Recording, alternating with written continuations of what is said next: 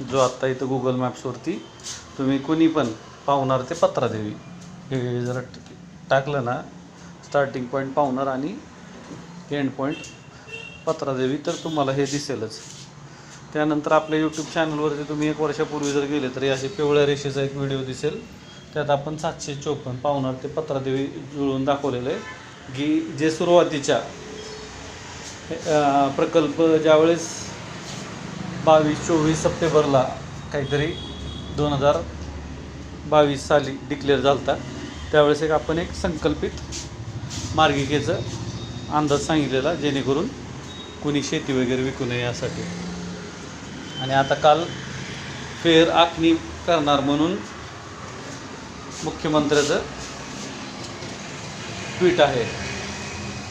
नमस्कार मित्रांनो, चॅनलला नवीन असाल तर सबस्क्राईब करा.